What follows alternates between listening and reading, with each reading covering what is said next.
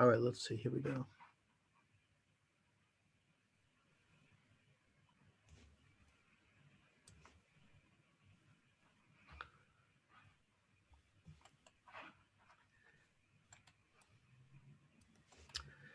And here we go. Charles Moscowitz live on YouTube and subscribing platforms.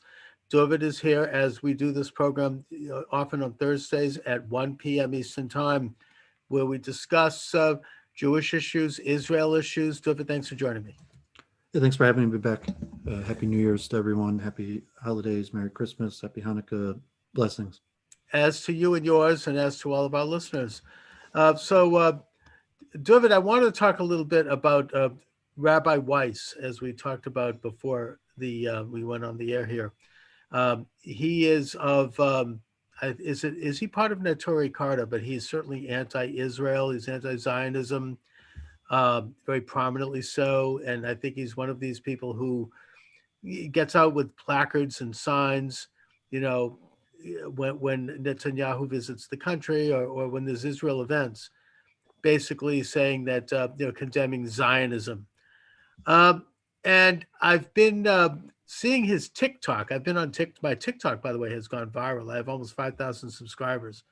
And I do one every day. It's amazing. But he comes out with these really sweeping statements where he says that everybody knows. I love when people say everybody knows. Really? What you mean everybody? That the Torah forbids Jews from achieving sovereignty in Israel. Now, I've sent him back responses asking him if he would please cite his sources on that. I don't see anything in the Torah that says that. I don't see anything in the Talmud. I mean, I'm not an expert on Talmud. I'll admit that. But my understanding is that this is not the case. And I think that the main source that I would draw from to back that up would be the late, great Rabbi Joseph Soloveitchik, the Rav, who was not only pro-Zionist, but who cited otherwise. So, Dooovid, you're somewhat of an expert on the topic of anti-Zionist Jews. What's going on with that? Anti-Zionism is an extremely complicated topic for people to understand, especially Jews. And probably the most well-known in America anti-Zionist is your Rabbi Yisrael Dooovid Weiss, who is basically the spokesperson for Neturei Karta America. And they have a synagogue in Monsey. I served the Sklener Rebbe. I know a lot of Neturei Karta people. Like I've met, I lived in Hasidic Jerusalem and Brooklyn, mostly Borough Park, and I've met the majority of the Neturei Karta, Jews. So outside there, I mean, there's tens, maybe hundreds of thousands. Like obviously, I haven't met every Satmar Chassid, but you're saying I was a Gabbai in Shomer Shabbos, and almost everyone in Brooklyn, comes into Shomer Shabbos occasionally for minyan, including Neturei Karta, including Zionist. And so you have probably a good comparison would be to call it like the Westboro Baptist Church style method of Neturei Karta America of Monsey, where they do public protest, and they could have a Torah definition for that multiple understandings for the explanation for their activities where they're taking an active role. Among Hasidim, the different sects are divided, where some sects are more anti-Zionist than others, and even within Hasidic group, there'll be a split of opinions on the topic. But generally, Ultra-Orthodox Jews oppose Zionism, oppose the current state of Israel on theological grounds. But what does that mean that they oppose it? Because obviously Orthodox Jews are more connected to Israel. Even anti-Zionist Jews are much more connected to Israel than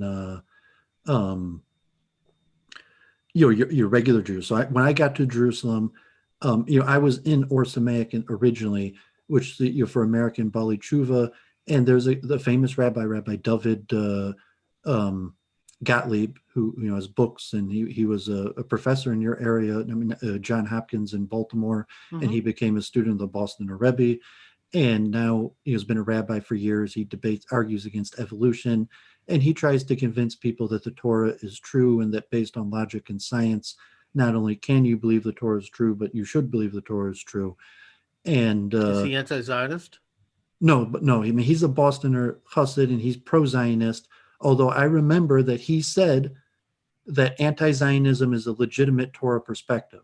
And so that was, kind of the first time hearing that, the class that he was. Let me just take issue with one thing you've said, I think, and again, I'm not an expert, but I don't think is it really true that most ultra-Orthodox Jews are anti-Zionist? I mean, the Rav was not anti-Zionist. Well, I'll get to that, but I'm saying the Rav is really the black sheep in his family because you demonstrate that you don't know what you're talking about to some extent, because who is the leading anti-Zionist family in Jerusalem? Is Chabad anti-Zionist? Well, to some extent, even Chabad, but saying that the most anti-Zionist group in Jerusalem, to some extent, is probably Neturei Karta. Well, but saying who's the head of Neturei Karta in Jerusalem? I have no idea who. What I mean, I think it was Rabbi. I mean, not the different organizations, but I'm saying it was Rabbi Dooovid Soloveitchik, who is the most anti-Zionist rabbi probably in the world. Yeah, but I think Rabbi Yosef Soloveitchik, who is the founder here in Boston of the Maimonides School, and he's just a revered figure. I don't think he was an outlier. I think that he was. I was saying in Jerusalem. Was he? Okay. But because I'm a Baltruba from Detroit, and I didn't know anything about any of this stuff really. And then I got to Jerusalem, and it's Brisk Yeshiva, the best yeshivas in Jerusalem. Like I was in Mir Yeshiva, but to some extent, Brisk is considered smarter, better. Well, when you say they're anti-Zionist, I get the fact that they oppose like the more secular Jewish government and the Jewish state and Jewish society, but I mean spiritually, religiously. There's bad blood. I'm saying, Charles, I was in Jerusalem. Like I've seen guys with payas laying down in front of buses.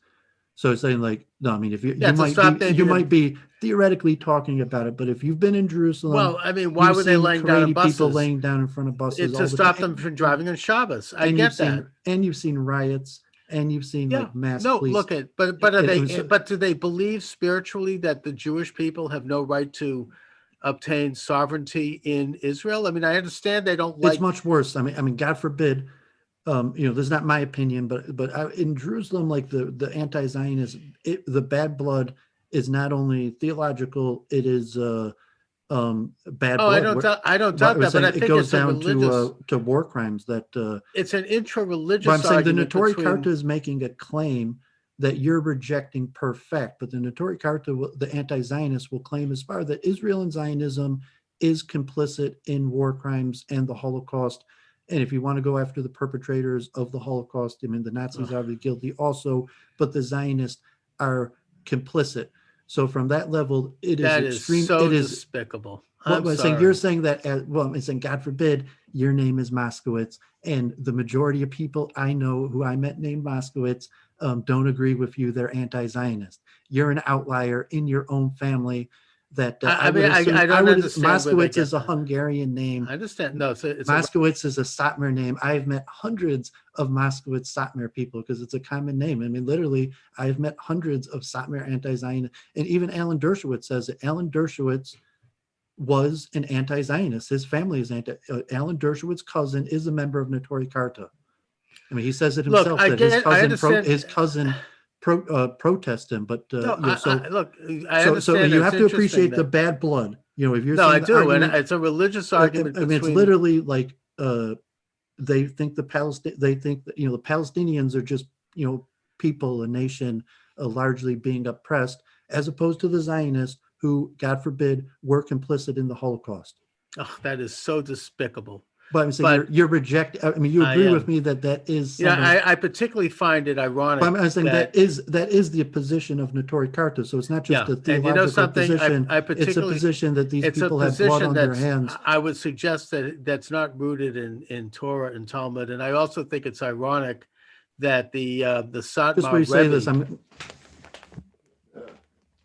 okay.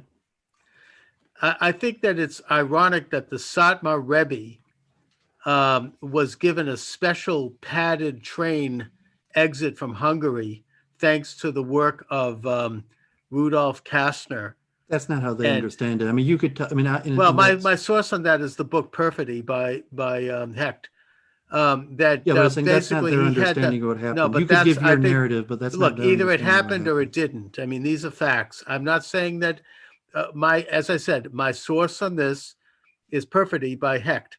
I don't say that it's a perfect source, but according to him, the Satmar Rebbe and his family got a special train out of Hungary after the Nazi occupation in the summer of 1944 because of the work of Rudolf Kastner, who was there as the Zionist representative from Palestine to the Nazis and who was trying to allegedly rescue Jews. Of course, there's a lot of controversy about Kastner.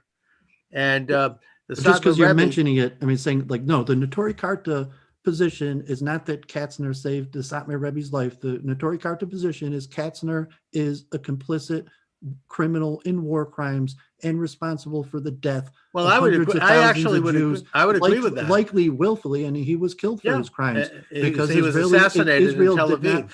in the same way that people went after Nazis, Jews went after their fellow Jews, and Absolutely. they believed Yeah. that Katzner was complicit in war crimes. Yeah, and I think that the book Perfidy makes that case that Kastner was guilty of this. He was, working very closely with Adolf Eichmann in the final months of the war, and that he could have done a lot to help rescue Jews, didn't do No, practically not anything. that he was complicit in war Very crimes. well may have That been. All I right. mean, it's a I difference mean, between saying he could have helped the Jews and okay, didn't. you can make that argument, and I actually Well, would I'm not tend, making that argument. I'm not either, but I would I mean, you tend to should talk think, to this man, Rabbi Yaakov Shapiro, and he might actually talk to you. He's okay, he's written a 1,500-page book on the issue, called "The Empty Wagon: Zionist Journey from Identity Crisis to Identity Theft." And saying Rabbi Yisrael Dooovid Weiss is not known as a scholar. Like he's a okay. rabbi. Well, He's probably finished Talmud. let's not get off Rabbi the Yaakov subject. Shapiro is a scholar. And I'd like to contact him. Send me the And note. really, Rabbi Yisrael Dooovid Weiss, in terms of Notori Karta, his I'd main ask thing you is to. his command of English. All Saying right, I'd ask you to the reason remind why me. you and everyone have heard of Rabbi is because he speaks English way better. Most of those people, even the ones Right. who live in Okay. Muncie. I mean, he's an influential figure, and I'd Well, I'm ask you saying to. even the Notori Karta, the people in Muncie of Notori Karta really don't speak English. So I'm saying, like, if you look at that man, Dooovid, the I'd reason ask why you you hear to. him is because he speaks English. Fine. I'd ask you to remind me of this rabbi. I'll try to have him on the show. I mean, I think that would be very interesting. And while I'm not endorsing the premise of Ben Hecht's book Perfidy, which was very popular in the 1960s, that is the accusation he makes both against Kastner and against the Satmar Rebbe. Now, getting back to the issue of Zionism, I'd like to see Weiss produce some sort of biblical quote, something. But I'm saying he's not their scholar. Weiss is just. But he's going around with this accusation. Yeah, but I'm saying, it I mean, doesn't that's what matter he if he's a does. He's scholar. like, that's what Well, he well, does. the I'm point saying, is if you that want the that's- scholarship, you want the proof, you I gotta want talk to at Rabbi least- Shapiro. I will talk to Rabbi Shapiro, but the fact is that if he's going around making that kind of accusation and waving that publicly, he ought to be able to have some citing of that. I mean, I'm not going to, he's just making it up.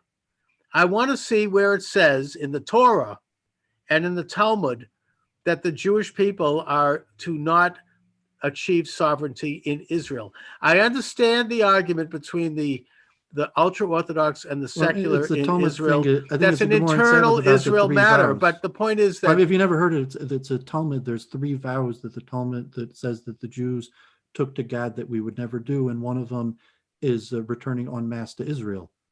And it's all right. Well, I'd whether have it to comes see from that. Torah, that's accepted even among the Zionists. All They right. have their explanations. Well, I want to see it. I mean, all right, fine. Then maybe that is proof. There is something in the Talmud. I haven't studied it. And the I'd basic like to other see the reasons background of that because it seems like it's contradictory to the entire Jewish narrative all the way from the day of Abraham till today. well, I would say that Commanded to go to the land that God showed us and to take possession of that land. there's it's a so history. simple. There's a revisionist history, and I think you're a victim of it, and you probably just don't realize you're a victim of it. And the only reason I'm not a victim of it is because I was in Jerusalem, And I, spoke to the majority of, seeing the majority of people don't like the state of Israel. I saw protests And again I and again, understand that and I they're saying religious it's people. bad Sure, blood. Like these people, I get that to too. some extent, like I was saying, Notori Karta hates Zionists more than they hate Hamas. You see that they go So to the then let mosque, them they challenge deal the with the government and try Palestinians. to advocate something else. But the point is that that's a But they're different. using their methods and saying Look at theologically. I oppose Joe Biden. That doesn't make me anti-American. The point I'm making here, Dooovid, if I could get in a word edgewise, is that it's one thing to oppose the government, the society even. They think it's too secular. They want them to be more observant on Shabbos, and they want them to be more in the image that they see as proper for Jews. But that's a far cry from actually saying that the Jewish people have no right to have sovereignty in Israel. I mean, they could maybe change the nature of the society, and I hope they try to do it peacefully. And I think that there needs to be a balance, putting that aside. That's a far cry. And the other point I'd make, I mean, I go to this is a fiction. Okay, I'll acknowledge.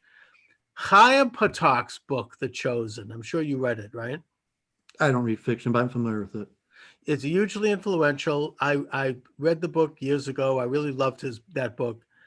I didn't like his second book as much, but in that book you have the two friends, one of whose father is a secular activist, Zionist, and the other is his father is an ultra-Orthodox rabbi and very Orthodox, as ultra as you can get, anti-Israel, anti-Zionism, very sheltered, all of the trappings. And they didn't. The father basically put like a, again, kind of a harem on the one of the friends, Reuben, the secular friend, that his son couldn't talk to him ever again. And so, he'd see him in the hallway and he wouldn't acknowledge that he existed. I mean, it was horrible. And it was like, completely shunned because his father was pro-Zionist. But once Israel declared its sovereignty, once the UN recognized Israel, once Ben Gurion, gave his speech declaring Israel as sovereign in April of 1948, their father changed. And he said, you can now talk to Reuben again. It's over. We accept it. This is the new situation. And they moved on. And I think that there was a large anti-Zionist movement among Jews before 1948, including a lot of liberals and seculars, like the Rothschild family was mostly anti-Zionist, except for one of them who was kind of an outlier. And that changed once Israel became independent.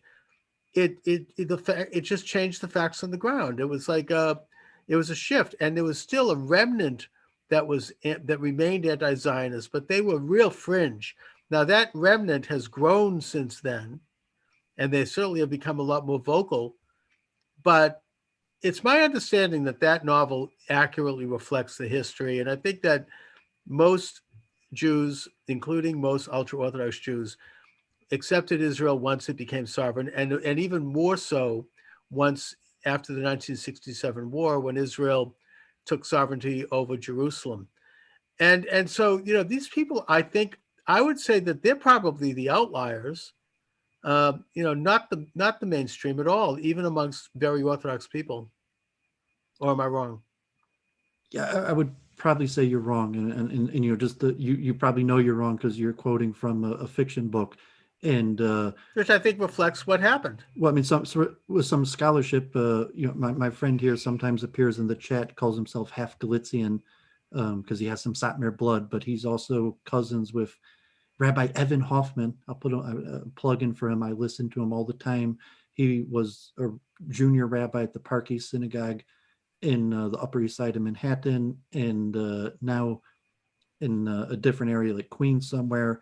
And he puts out regular history lectures on Zionism, Israel, American Judaism. Like there's another guy, Rabbi Stephen Przansky, also a rabbi in Teaneck. Very intelligent people that read a lot and know a lot about history. But no, I would say that it makes sense for your average Orthodox Jew to be anti-Zionist. And there's a series of factual things that happened in Israel, like Rabbi Eliashiv, who died a few years ago, say a blessed memory. In the beginning, was going to be on the chief rabbinate of the state of Israel, and then there was a series of cases that the Orthodox Jews said, no, this is even after what you're saying. So it's like historically, most rabbis oppose Zionism. The Agudas Yisrael, the Lubavitch Rebbe's own father-in-law, almost all the Litvish Gedolim before World War II were opponents of Zionism. Like Zionism was, Right. It was but only after 48 that it yeah, changed. I mean, God forbid the Holocaust and refugee crisis after the war, that Zionism became somewhat mainstream, and then even Orthodox Jews in the beginning after the creation. So there's an element of the extremists, mostly Hungarian, and because that's relatively bad blood. They didn't want to team up with the Zionists because they honestly thought that the Zionists were complicit in the Holocaust, at least of Hungarian Jews. So like the Hungarian, We even should note that Eli, that is a very tiny sect of well, Jews who believe even that. no, I mean it represents hundreds of thousands of people in Israel. It's grown because of birth rates, but Well, I for mean, the even most part, it's a very slim. even It's a Elie point of view Wiesel that is acknowledges that he thinks the Zionists screwed the Hungarian Jews. Even Elie Wiesel, that all right, became fine. one of the most Bad prominent blood. I Zionists get in the it. world, acknowledges that the Zionists who were operating in Hungary at the time really did a disservice to the Yeah, Jews headed there. by Kastner. And no, I Well, get that. Except with an but it's like, exception made for the Sadmar Rebbe and his wealthy family. I get that. Yeah, well, it's like, so they you were have an screwed. element of hundreds of thousands of ultra-Orthodox Jews of Hungarian ancestry that have bad blood with Bad feelings. Okay. Zionism. But Reb Eliashiv, the mainstream, Lithuanian, Polish, didn't have the same bad blood as Hungarians of anti-Zionism like that.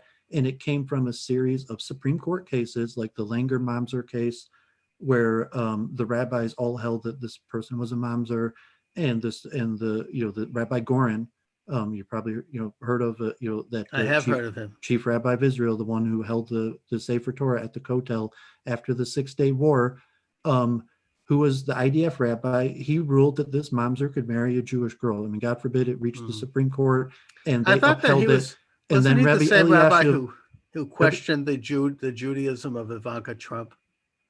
no, I mean Rabbi Goren passed away Oh, okay. a long time That ago. was I mean, he a was the similar chief name. rabbi of Israel during in the 67 war. If you see the pictures, of the retaking of the Kotel and a rabbi, holding up a Sefer Torah, that's Rabbi Goren.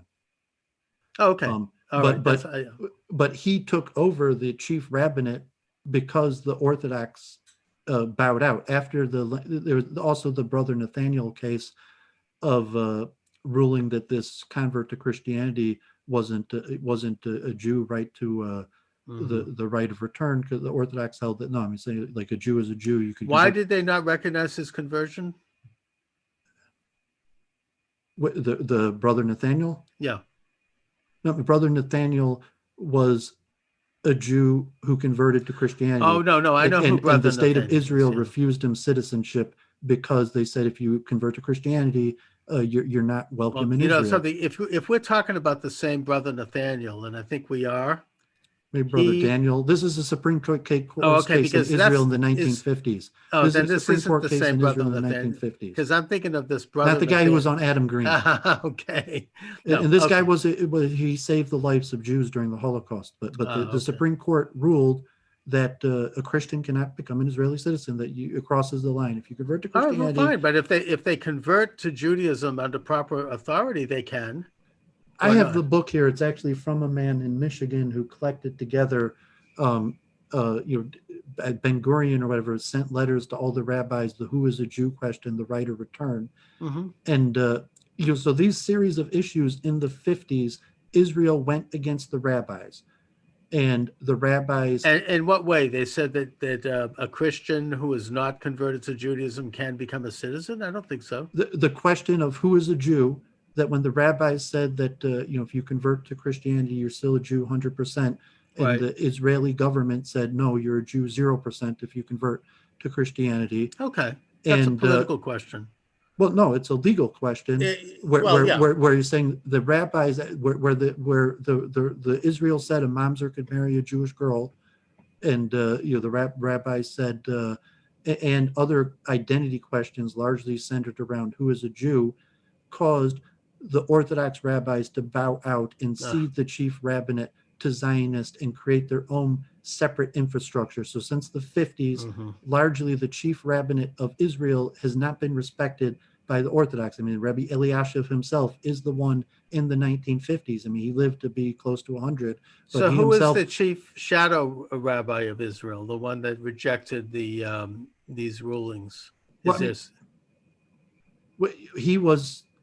I mean, is there one today that still holds that office? I mean, is there like a chief? Yeah, there's of- there's the Besdin of Jerusalem, which is officially anti-Orthodox. So you have the Haredi court of Jerusalem, that people in Jerusalem, like Jews who want to go to a court system, and they use the Besdin, and all of them are anti-Zionist. So Do they have any? They don't have official standing in Israel, though, do they? well, I mean, no, they have don't. a standing in their own communities. Well, so you have tens of thousands of Jews that reject the sovereignty of the state of Israel in Jerusalem. Right. No, I'm aware And of those, that. if you go to Jerusalem, those are the rabbis. You're saying like the Zionist rabbis. There aren't, like, those are the, like, all of the major institutes. You're saying those are our major rabbis. Those are the rabbis bearing the tradition from Europe. You're saying that's Dooovid Soloveitchik. You're saying that's the Rav broke anti-Zionism. In fact, I mean, it was known, Brisk was one of the most anti-Zionist places before the war. And, so the American pro-Zionist Soloveitchiks in Jerusalem are a laughingstock, really. Like, I remember that, like, in Brisk Yeshiva in Jerusalem, you are not allowed to go there if you've been to university. It's an official rule that if you've took a class at university, you cannot enroll in Brisk Yeshiva, as opposed to Yeshiva University, that is a yeshiva and a university. So, it's always funny. It's the same name, everyone's like, oh, Zionism because Reb Soloveitchik. It's like, what are you talking about? Like, the head of the anti-Zionist movement. It depends on which Soloveitchik we're talking about. But Dooovid, I mean, do you think there is any hope of any level of reconciliation or rapprochement, if you will, between pro-Israel and anti-Israel in Jerusalem or in Israel? No, unfortunately, like, I mean, I've thought about it, and it took me a long time. Like, I remember I was in Jerusalem, and I used to go to the Satmar mikveh, and I knew that people are anti-Zionist, but, like, from a certain perspective, it didn't matter. Like, I was in Or Sameach, I went to Rebbe's, I prayed in Satmar, I haven't prayed in Notori Karta, and it's like every Mir Yeshiva student, even the Bali argue with Notori Karta. It's part of what you do in yeshiva. Like, you sit there and argue with anti-Zionist, even if you have a Zionist leaning. Even in mainstream Mir Yeshiva, I remember that there was a period they wanted to force the Mir Yeshiva to put an Israeli flag up there, and saying that we got money from the government. Mir Yeshiva was not an anti-Zionist yeshiva.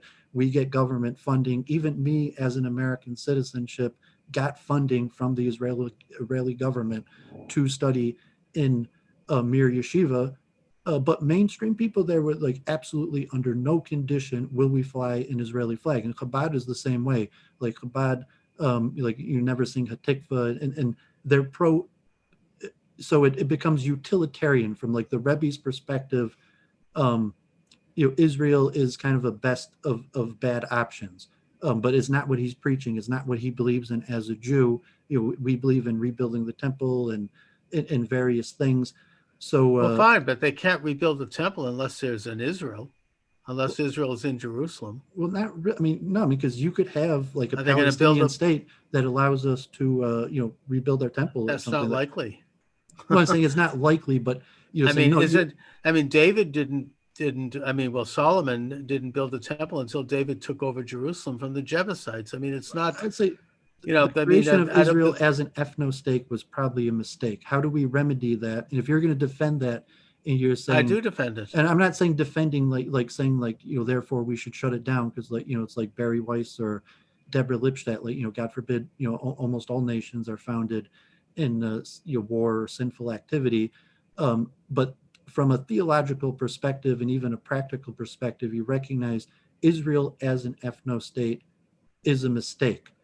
And it's an integral part of the Torah and the Talmud. I mean, it's not. You're saying that yes, the it Torah is. or Talmud, you don't need a state. Yes, we you need do. a temple. We You need need a a priestly state. class. Where We what need a king. I disagree. You need a state. You need sovereignty. The Talmud, the Torah in the book of Deuteronomy gets into intricate details of where the state would be and the borders of the different So there's tribes. two different Judaisms. Just Who for did? Why anyone did? listening to this, No, I mean, book of what I'm saying Joshua. is Why? the It's chief not. rabbi. There's only one Judaism. The chief What, rabbi. when Joshua crossed the Jordan River, where was he going into? I mean, what is that all about?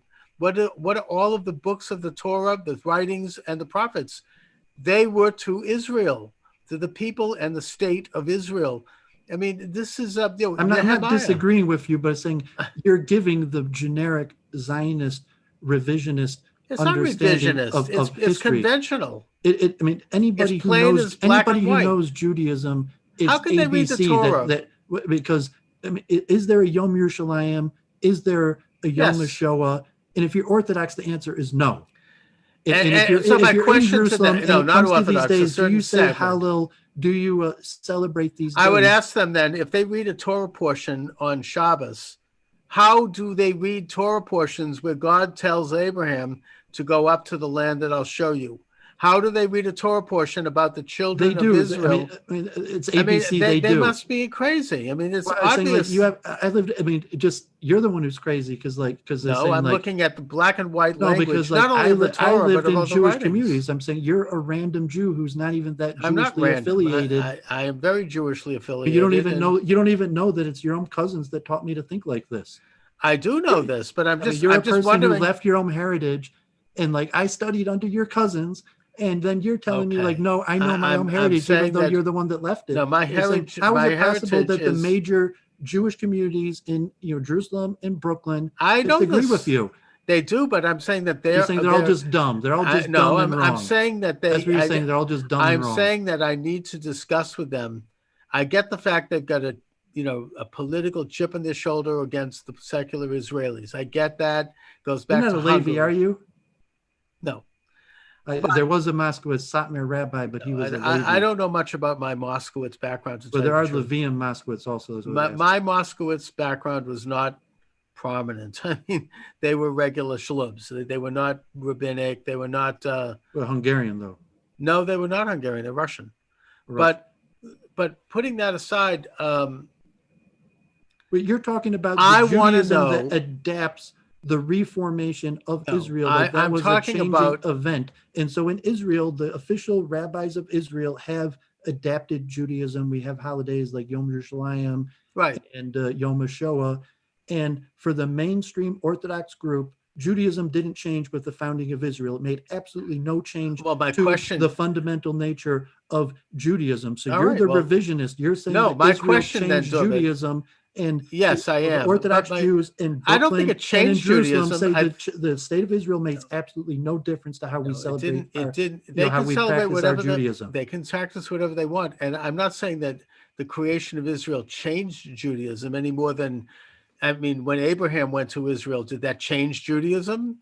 When Joshua broke down the walls of Jericho, did that change Judaism? I'm saying that you can look at Jewish history, Jewish theology, Jewish experience, and you can see from the days of Abraham right up till today, there has been an ongoing struggle to create and to obtain sovereignty in Israel. And to do so, every generation is obligated to this. This isn't revisionism.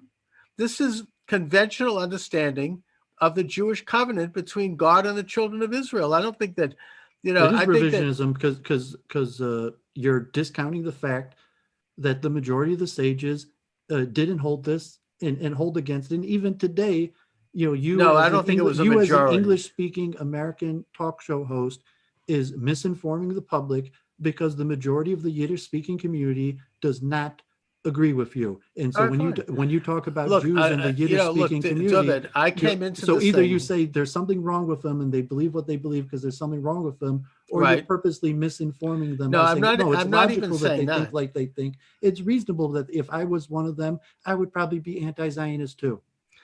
Dooovid, I came into the conversation asking you if you thought that there was a significant number of ultra-Orthodox Jews who are anti-Zionist. You now are telling me that there are. You're telling me that it's a majority of Orthodox Jews that are anti-Zionist. I'm not questioning that. I don't doubt it. I don't. There's levels too. If you're talking people that Can I completely get a reject word the in edgewise sovereignty, here? well, because I don't. I'm the I don't, expert on this topic. Like, I know I'm the you one are, who and understands. I'm I trying want to to ask you, explain basic concepts but I want to go over, the numbers. and you're going to get to. I want to go over what we've talked about.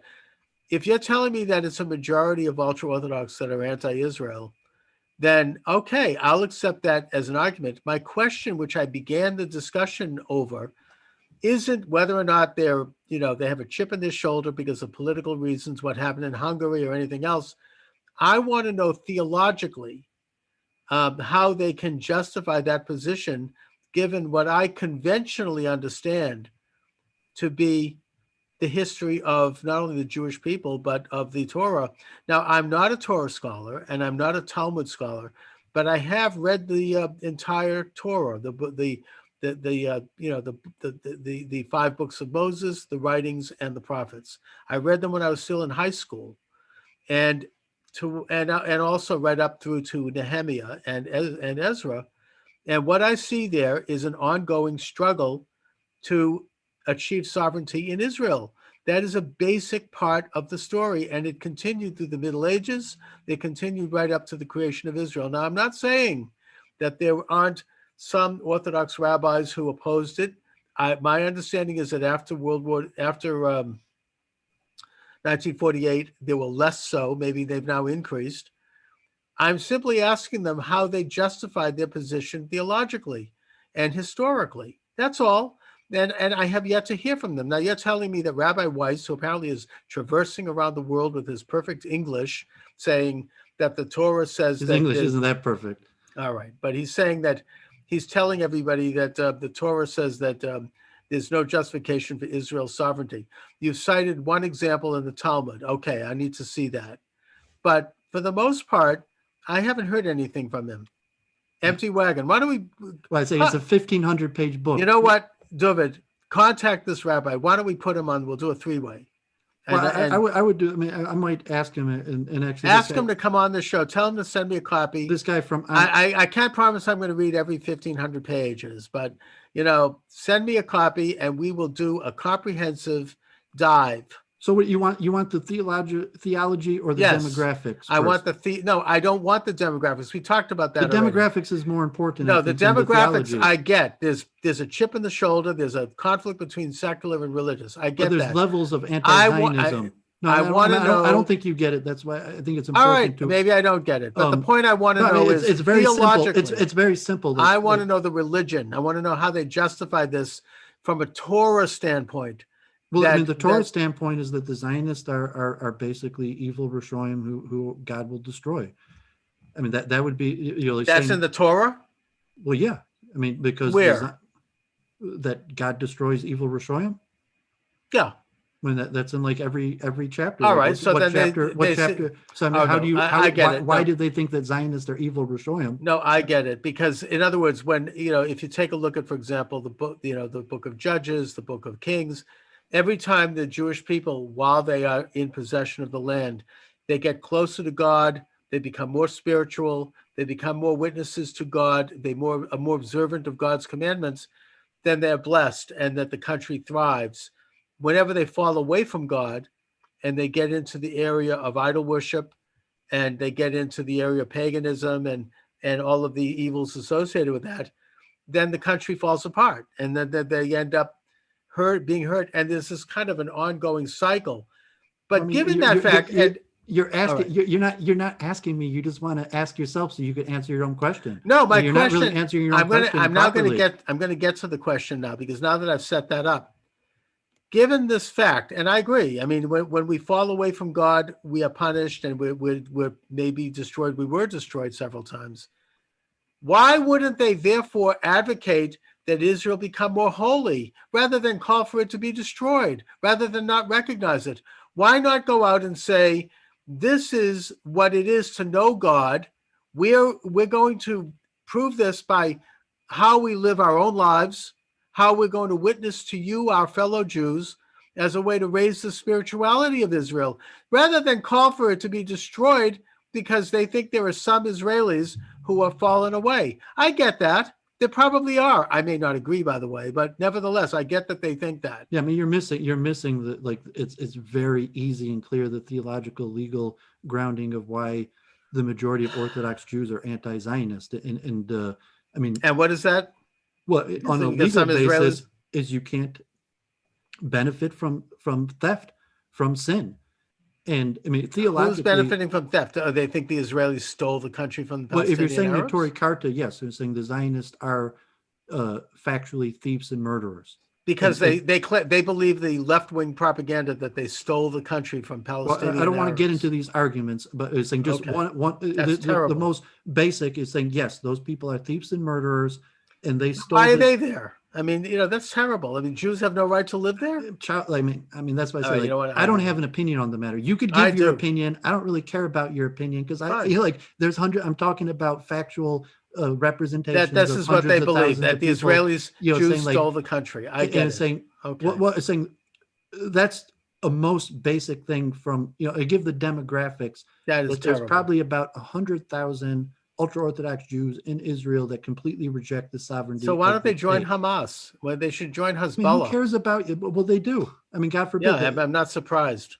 Well, I was saying that and they they're think your that Jews enemy. have no right to. So you're saying that these guys, your own cousins, are in factually your enemies. That If they're trying that to, the Moscowitz I know in Brooklyn are your enemies, and you hate them. if they are actively trying You're to, telling me that your cousins in thank you Brooklyn for are your asking. enemies that you hate. Thank you for asking.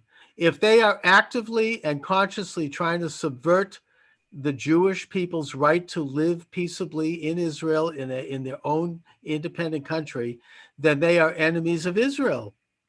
I don't know if they're look. I'm not Israeli, so I mean that's obvious. I live in Boston, so I'm pro-Zionist, but I can't be a Zionist. Yeah, I mean, so it's like Adam Green, who's like, he's honored to be on the ADL list.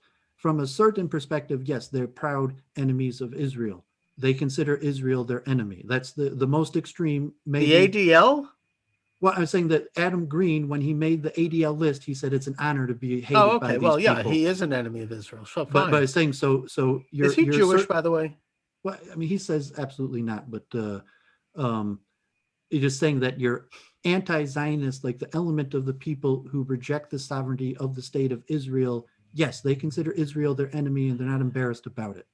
And that includes a lot of people with the name Moscowitz.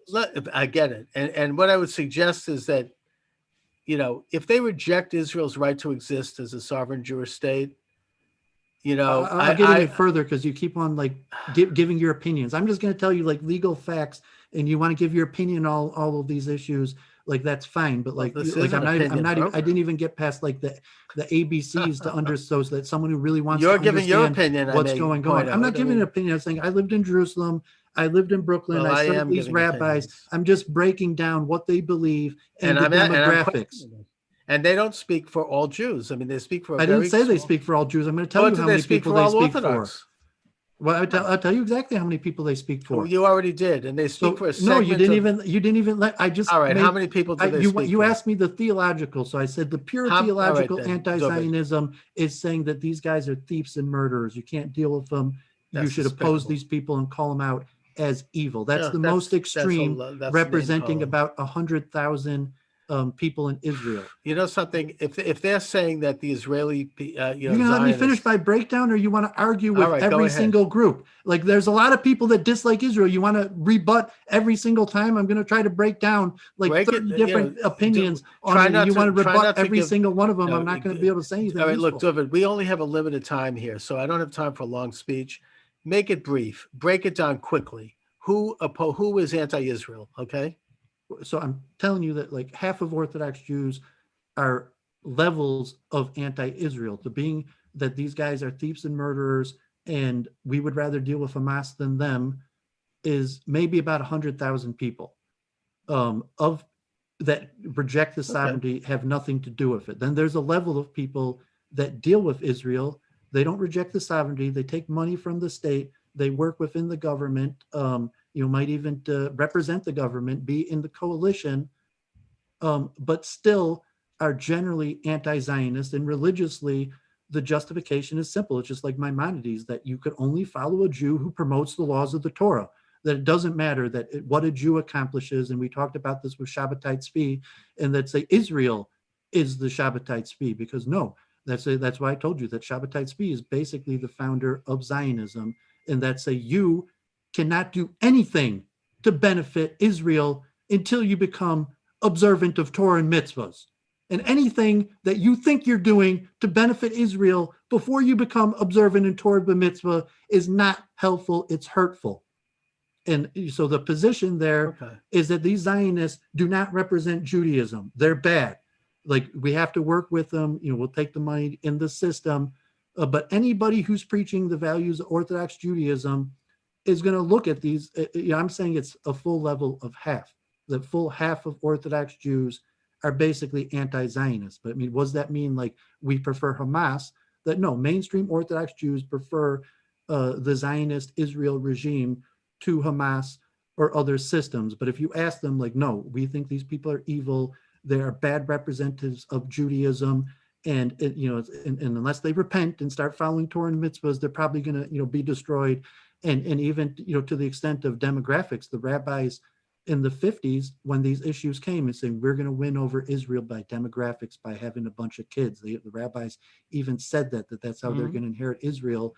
And today, the ultra-Orthodox are maybe like 25% and of Israel, and that represents like 1.5 million Israelis, and about 600,000-700,000 of them are probably what you would classify as loosely anti-Zionist. But there's probably 100,000 that reject the sovereignty of Israel, but the ones that would work, so to say, with the enemies of Israel is probably only a few thousand people. Like Notori Karta, like saying that the Brisk Yeshiva and other things, like they didn't go to Iran and they're not like meeting with Hamas, but they just reject Zionism and reject the sovereignty. They feel, as a Jew, it's my duty to say that this state has no power over me. I serve God, and these evil men have absolutely no power over me.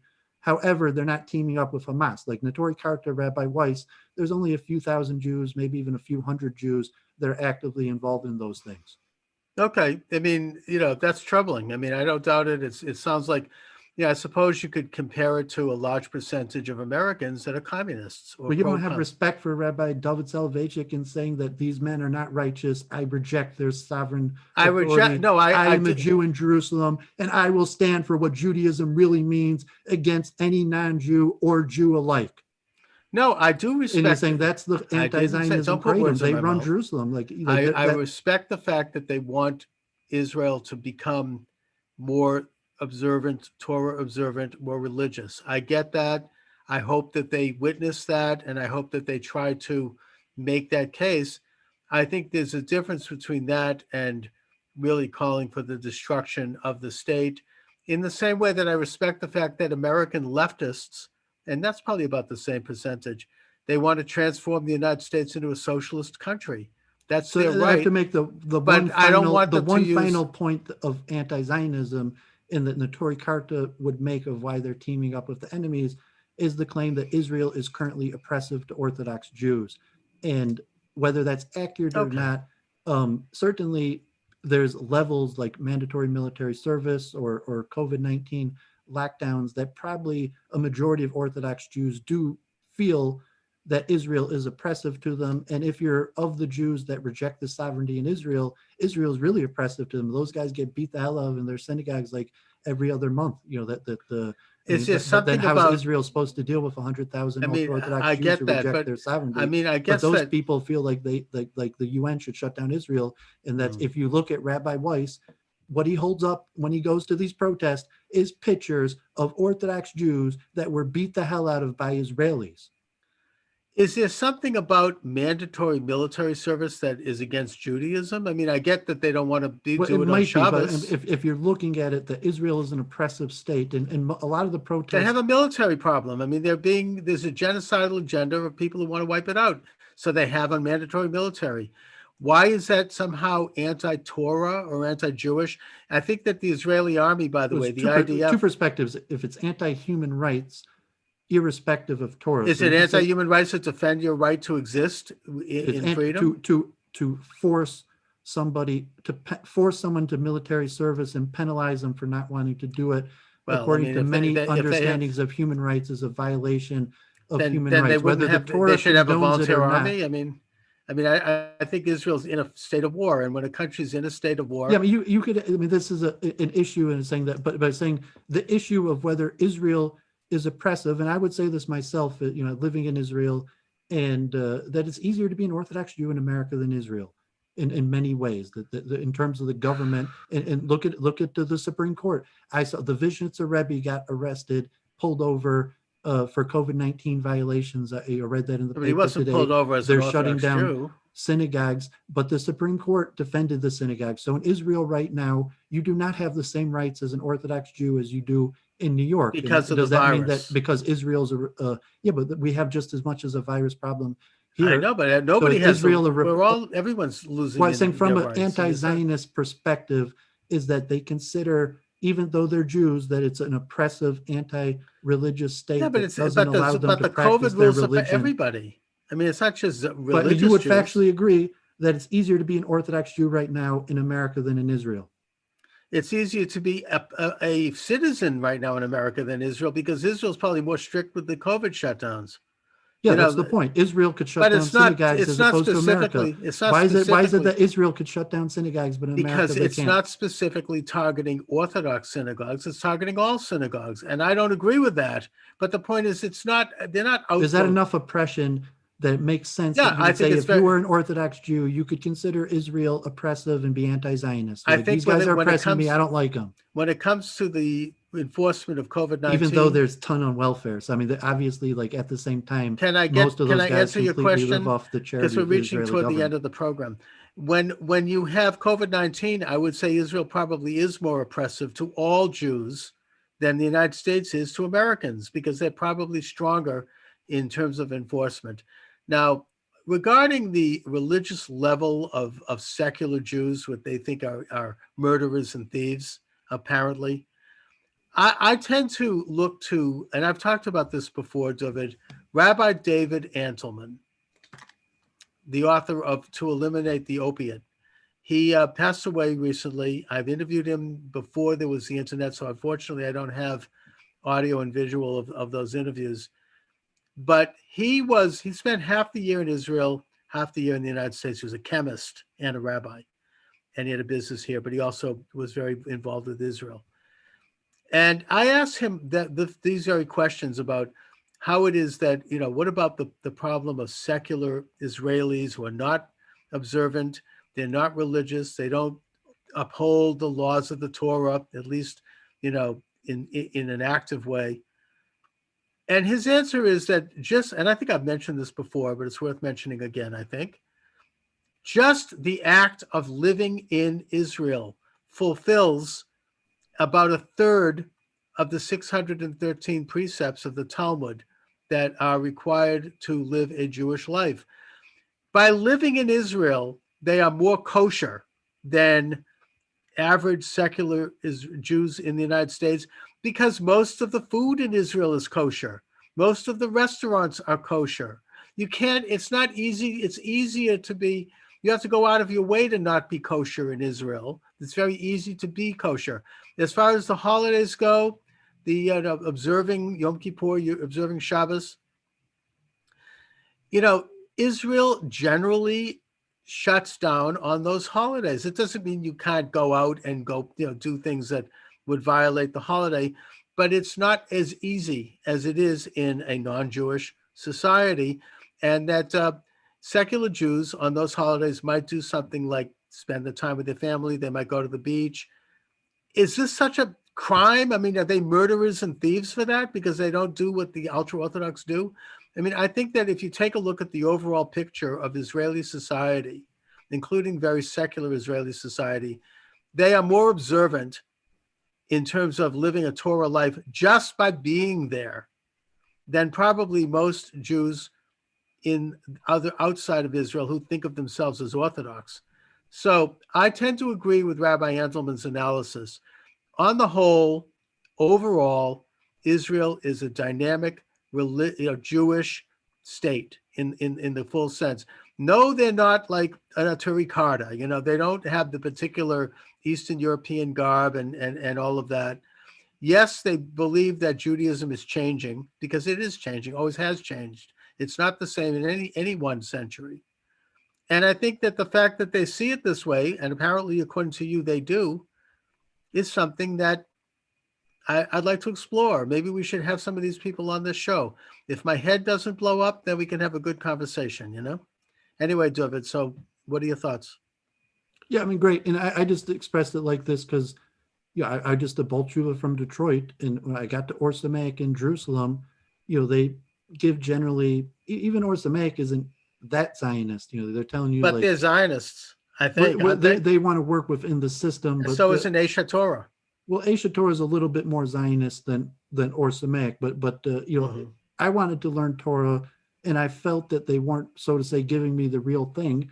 And I was in Jerusalem, like they told us, like Mir Yeshiva, and they took us to these rebbes, and I wanted to do my own investigation, and I saw that the majority of the rabbis in Jerusalem were, in fact, anti-Zionist, and that even includes somewhat mainstream, but Well, that's anti-Zionist like sad. Notori Karta. Notori Karta has a small synagogue in Jerusalem. In Jerusalem, they're considered extreme. I ate at the house on Sabbath of Leibish Bloy, the grandson of Amram Bloy, the founder of Notori Karta. He took me into his house and fed me. In fact, he came to Brooklyn when I was there, and I helped him fundraise because he remembered that I used to eat at his Sabbath table, and he taught me about anti-Zionism. And I say what Rabbi Dooovid Gottlieb at Or Samaic is, you should recognize that anti-Zionism is a legitimate Torah position.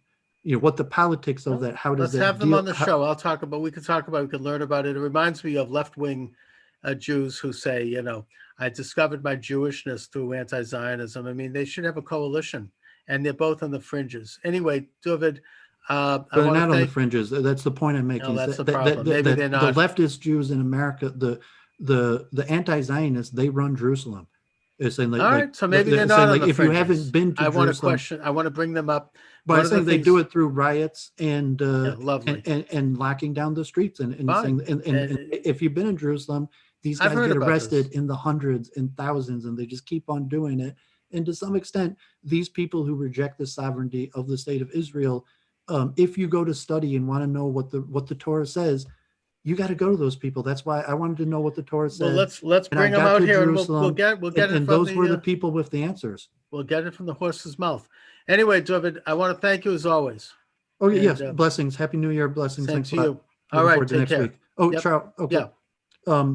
I wanted to, please reach out to Low Gallon, and I want Will do. you to team up with. I mean, these guys are Zionists. These guys are I South don't care if African they are. dentist and a media guy from America. Would you And send me a note through Facebook, and I'll yeah, they have set a it up. Monday and Wednesday All right. every. I'm trying to get them live, and they have a pretty a significant. Good. Let's do it. Let's Okay. do a three-way. All right. I'll talk to you